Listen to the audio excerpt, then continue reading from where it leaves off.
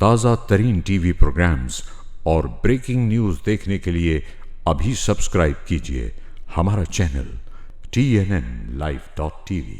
अस्सलाम वालेकुम नाज़रीन, प्रोग्राम पॉलिटिकल टॉक के साथ मैं हूं आपकी होस्ट कौकब फारूकी। नाज़रीन, कुछ प्रोग्राम में आज हम बात करेंगे कोरोना वायरस का चर्चा जो है वो हम देख रहे हैं काफ़ी तूल पकड़ता चला जा रहा है। जिसको देखो उसके मुंह पर है corona virus, corona virus, corona virus. Corona virus आखिर है क्या और ये जो वायरस है वो किस तरीके से फैलता है और इसके क्या सिम्टम्स होते हैं? क्योंकि हमने देखा है कि सोशल मीडिया पर इसके ख़िलाफ़ जो है बहुत सारी अफवाहें भी जो हैं वो देखने में आती हैं। नए साल के आगाज़ से ही दुनिया को नए चैलेंजेस का जो है वो सामना रहा है, साथ साथ कुदरती आफात भी जो है वो जानी और माली नुकसान का बाइस बनती हमें दिखाई दे रही है। क्योंकि हम देखते हैं डिज़ास्टर्स हो रहे हैं, अर्थक्वेक हो रहे हैं और अब ये कोरोना वायरस जैसा मर्ज जो है वो शिद्दत इख्तियार करता जा रहा है। चीन से शुरू होने वाली ये बीमारी जिसने देखते ही देखते दुनिया के कई ममालिक को अपनी लपेट में ले लिया है, देखते ही दुनिया के कई ममालिक जो हैं इसके ज़ेर-ए-आब आ चुके हैं और हर शख्स को जो है वो खौफ एक तारी हो गया है। किसी को अगर छींक भी आती है तो वो यही समझता है कि शायद मैं भी कोरोना वायरस का शिकार हो गया हूँ, या किसी को कुछ भी इस तरह की जो उसकी बताई गई हैं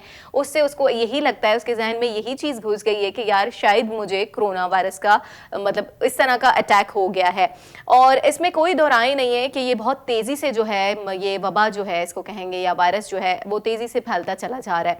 तो इसके सद्देबाब के लिए क्या इक़दाम करने की ज़रूरत है? क्योंकि अभी तक माहिरीन का कहना है कि इसका जो है कोई इलाज जो है वो अभी तक मुमकिन नहीं है। और ये किस तरह से फैलता है, हम देखते हैं कि चीन में जो है लोग जो है वहाँ पे रेस्टोरेंट्स वगैरह में या घरों में जो है कहते हैं कि ये वायरस फैलने की ख़ास वजह ये कि चमगादड़ का सूप या जंगली जानवरों का जो है वो मीट खाना, इसकी वजह से जो है ये जो वबा है वो फैली है और इसने इतने लोगों को जो है मौत की कागार पे लाकर जो है वो खड़ा कर दिया है।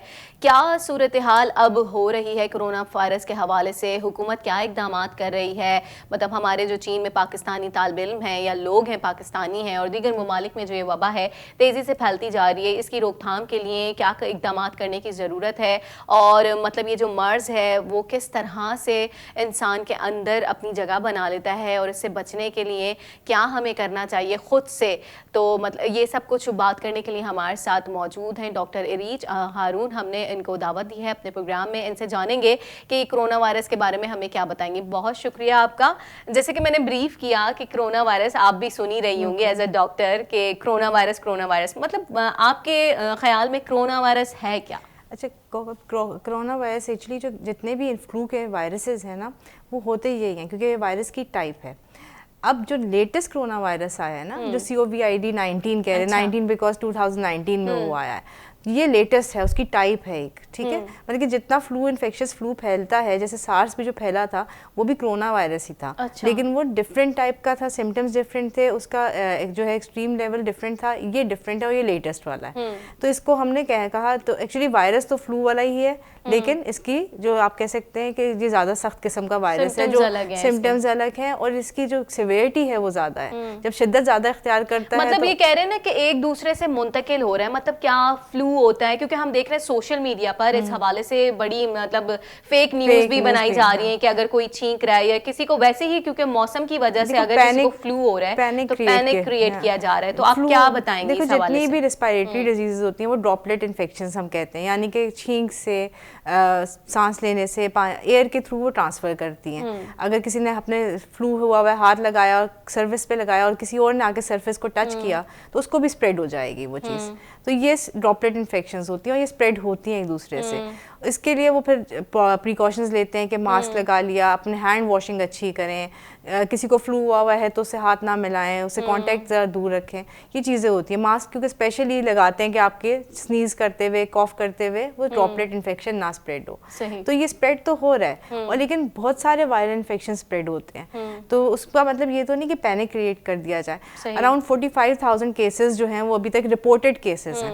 कुछ ऐसे केसेस भी होंगे जो रिपोर्ट नहीं हो, क्योंकि अब तक चीन समेत 24 ममालिक ऐसे हैं जिसमें 14,000 से ज्यादा केसेस जो हैं वो रिपोर्ट हुए हैं, और मजीद इनकी तादाद हमें नहीं पता, बढ़ती चली जा रही है, क्योंकि जो हमें पता है वो हम बता रहे हैं, जो हमें नहीं पता वो और पता नहीं कितने हो सकते हैं। सिम्टम्स किसी को हों, जैसे क्योंकि वायरल फ्लू जो है उसके सिम्टम्स तो एक जैसे होते हैं, किसी की अगर इम्यूनिटी कम होगी तो वो कॉम्प्लिकेशन में जाएगा और आके शायद चेक करा दे डॉक्टर को, वरना कितने सारे लोग हैं जिनको सिर्फ फ्लू के सिम्टम्स होते हैं वो नहीं आते डॉक्टर के पास, हो सकता है उनको भी यही वाला टाइप का वायरस हो लेकिन वो डिटेक्ट नहीं हुआ। इसका फ्लू जो है वो डिफरेंट कुछ अलामात नहीं होती, मतलब वायरल क्योंकि नॉर्मल फ्लू होता है वो भी इसी तरह का होता है, सेम, तो मतलब पता कैसे चलेगा, मतलब देखो इसका कोई टेस्ट होता है? अगर हिस्ट्री दे रहे हैं कोई उस एरिया से ट्रेवल करने की या उस एरिया के लोगों से किसी से कांटेक्ट होने की, जैसे कोई आप पास्ट में जो लास्ट 3 वीक्स होंगे, क्योंकि 14 डेज का होता है इसका टाइम होता है, 1 वीक टू 14 डेज इसमें इन्फेक्शन शो करती है, तो अगर वो ट्रैवलिंग की कोई हिस्ट्री दे रहा है तो उसको चेक कर सकते हैं। वरना फ्लू के सिम्टम्स वायरल, जितने भी वायरल फीवर्स हैं ना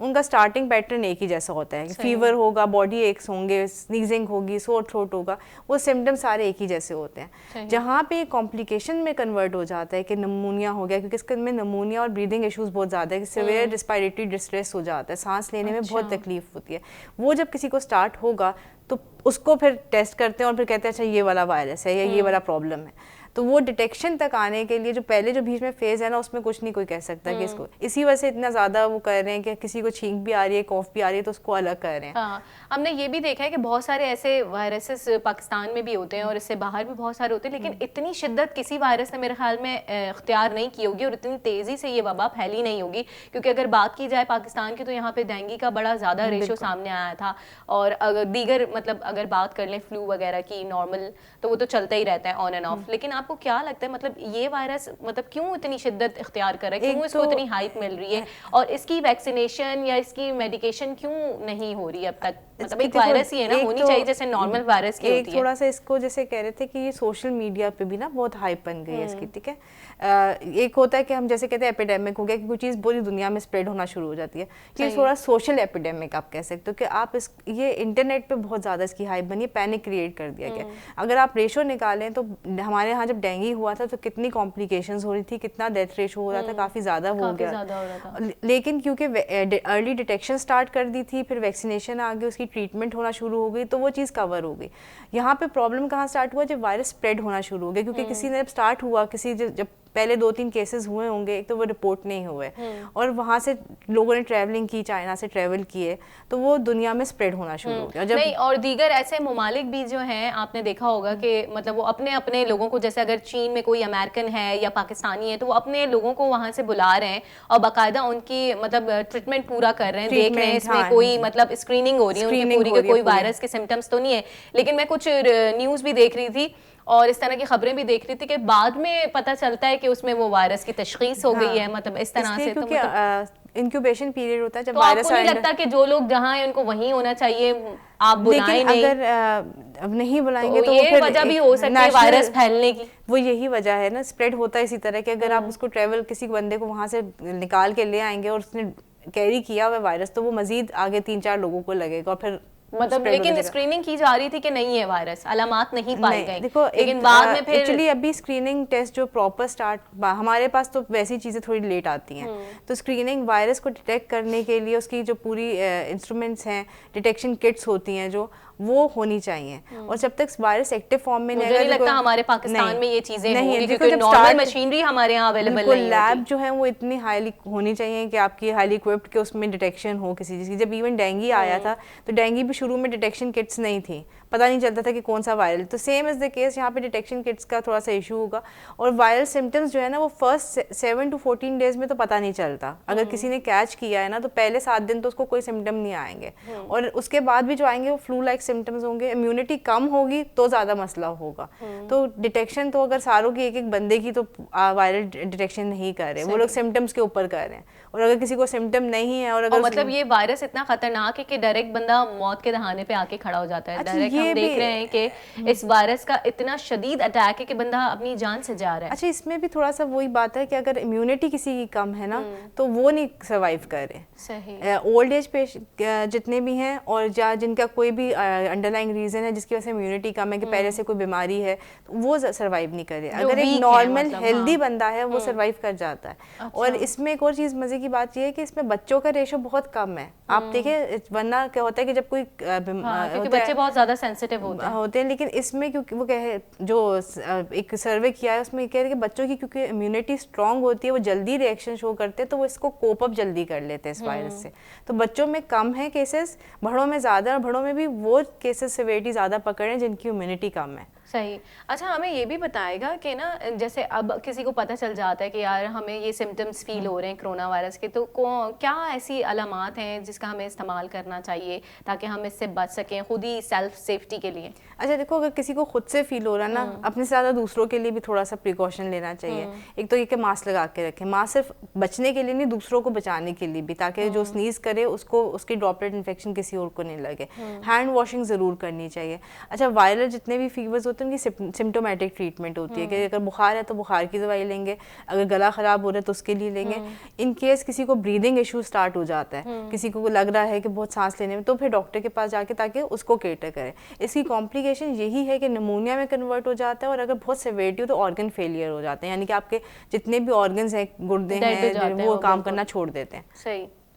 अच्छा, हमने देखा था कि कोरोना वायरस जो है वो चीन के शहर वुहान में तेज़ी से फैला था, और कहा जा रहा था कि वहाँ के जो लोग हैं जंगली जानवर और चमगादड़ का सूप, और हमने देखा है कि इस तरह चूहे या स्नैक्स वगैरह जो हैं वो खाते हैं, और देखते ही देखते ये पूरी दुनिया में फैल गया।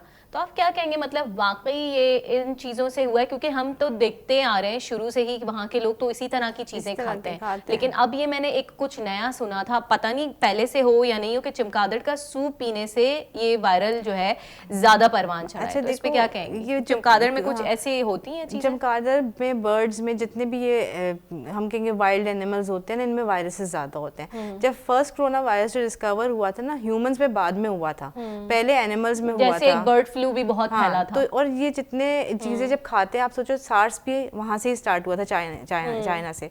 तो ये क्योंकि उसमें भी तब भी यही हुआ था कि ये लोग सही मीट नहीं खाते, इनकी जो ईटिंग हैबिट्स हैं वो इतनी ख़राब है कि उसकी वजह से वायरस होता है। तो ये वायरल इन्फेक्शंस होती हैं, और चमगादड़ की वजह से हुई है।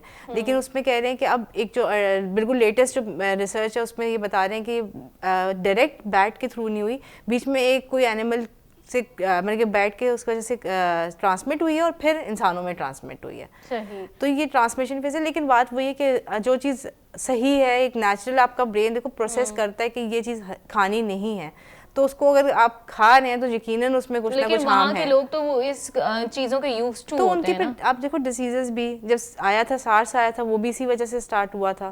जो दूसरी डिजीजेस हुई हैं जितनी भी, एम्बोला वायरसेस वगैरह, वो भी इसी तरीके से स्टार्ट हुआ। हाँ डॉक्टर साहब, यहाँ पे बनता है एक छोटा सा ब्रेक जो हमें लेना बहुत ज़रूरी होता है, तो चलते हैं नाज़रीन एक ब्रेक की जानिब। ताज़ा तरीन टीवी प्रोग्राम्स और ब्रेकिंग न्यूज़ देखने के लिए अभी सब्सक्राइब कीजिए हमारा चैनल TNNLive.tv।